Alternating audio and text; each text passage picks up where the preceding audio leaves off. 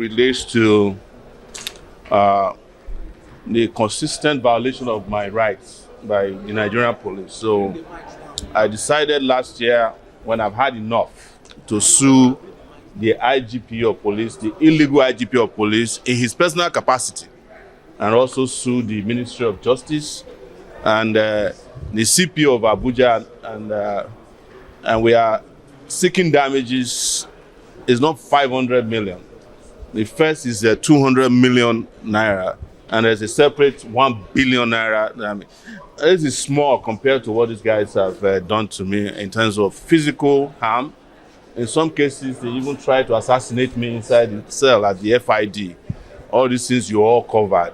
So I decided to sue them after I was arrested illegally, after the Free Nnamdi Kanu protest we did in October of 2025, in which, as you all know, the police arrested us for exercising our fundamental human right.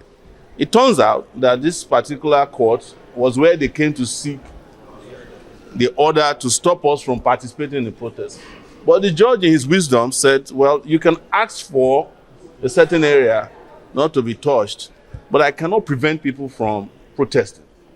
I was, after the protest, some of you saw it, and they arrested some people on the day of the protest. I went to the police station to get their bail. They refused them bail.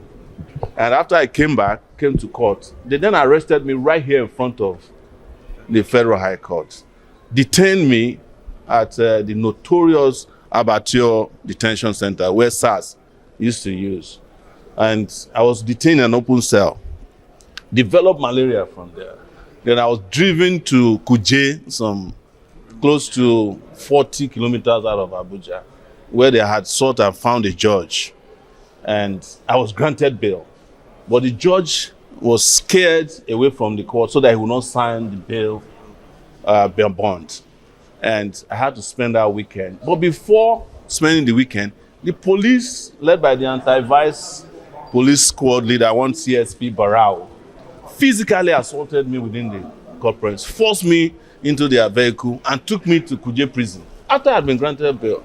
So we said we've had enough. I had to spend 4 nights in Kuje prison that night. So that was the basis of this particular lawsuit. And our lawyer, Marshall Abubakar, you know him very well, is the one that is going to be doing justice to this, in addition to other competent attorneys.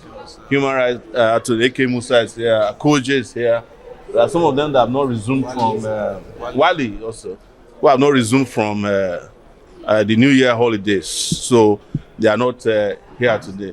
It's a very competent team of attorneys from across the country.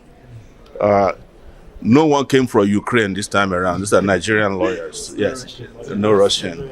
So that's the basis for today's case. Again, I want to welcome you and thank you for coming to cover this. And I hope we will see more of you.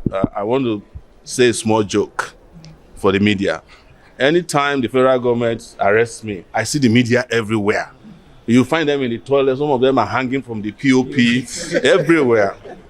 But whenever it is a case of Sowore versus, no, we can't find the media anyway. I hope we develop the kind of relationship that will help you and help us cover this for posterity. I'm also in the media, so there's no basis for us to be separated. And whenever you get into trouble, I'm the first person who will go and defend you. I remember that when Channels TV had a problem with the Buhari regime, I went and sat in front of the Nigeria Broadcasting Corporation for hours just to make sure that those who were invited to that very nebulous meeting made it home that day. Those were the days of the crazy Buhari regime. And Malami. Now, interestingly, is the cell that Nnamdi Kanu's brother was staying when we were arrested in October, that Malami is staying. And he has refused to even process his bail because he's afraid of... It's to tell you that whenever there's oppression, it will go full circle. So those of you who are in power, who are enjoying impunity, just know that one day impunity will come to your front door. Because Malami abducted me in court, in the Federal High Court here, after I was granted bail. And today now, Malami was granted bail, Malami has refused to process his bail because he doesn't even know what is happening outside of the Kuje prison door. And it happens that when I was detained there, it was Malami that sent me there. That time, the place they called the VIP, the special area, and I used to be a death row cell. But they have converted it. I heard Abakari went and developed the place. When we were there in October, my friend Ima, the younger brother of Nnamdi Kanu, was put in that particular place. Now Malami is enjoying the place. I hope he will pay Prince for putting deodorants in the cell so that he can breathe. So these are lead lawyer to the Marshal Abubakar. He'll give you. It's our earnest belief that the police needs policing.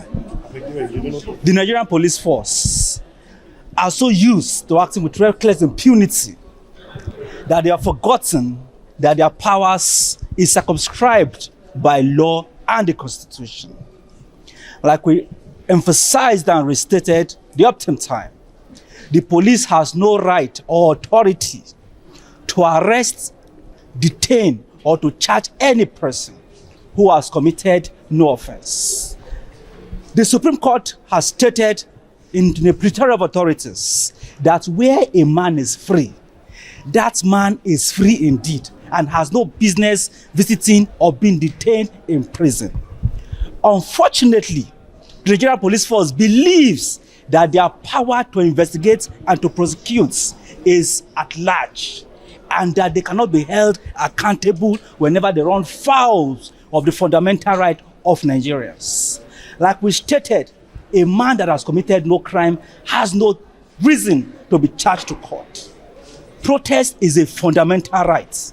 That is the threshold. The court has insisted in the Plenary of Authorities that Nigerians have the liberty and the right to protest and demand for a change of obnoxious government policies and to demand that the government acts in consonance with the law.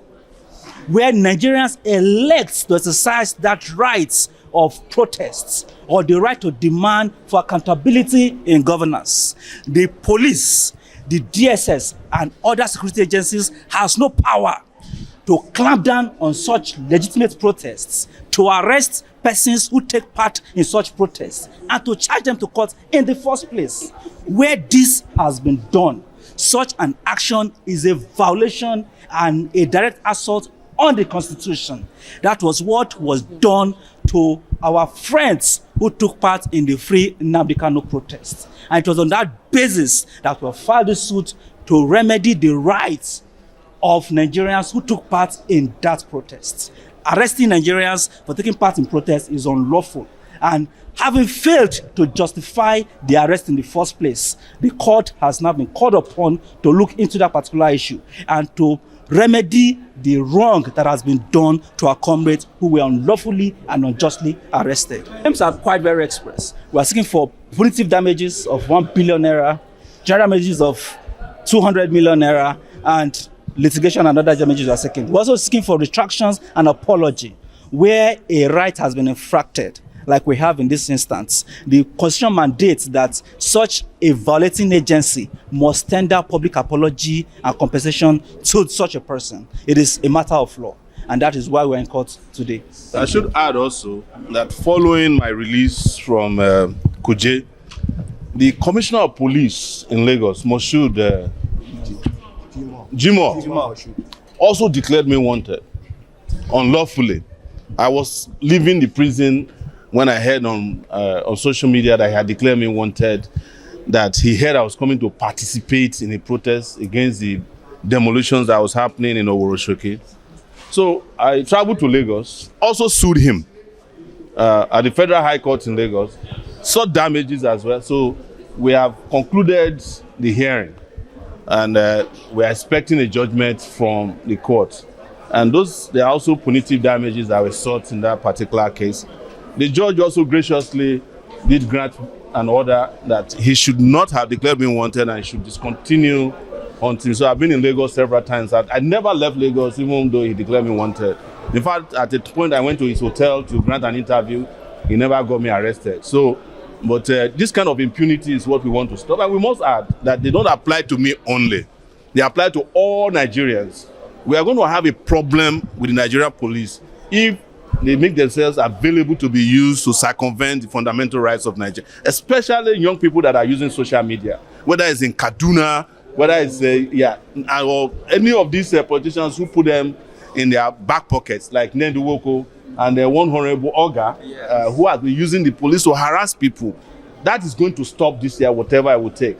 Finally, this is a very important year of transition. We are also working very hard to see to it, is the TVC here? Yes, to see to it that the owner of TVC does not continue as president of Nigeria after next year's election. Thank you very much.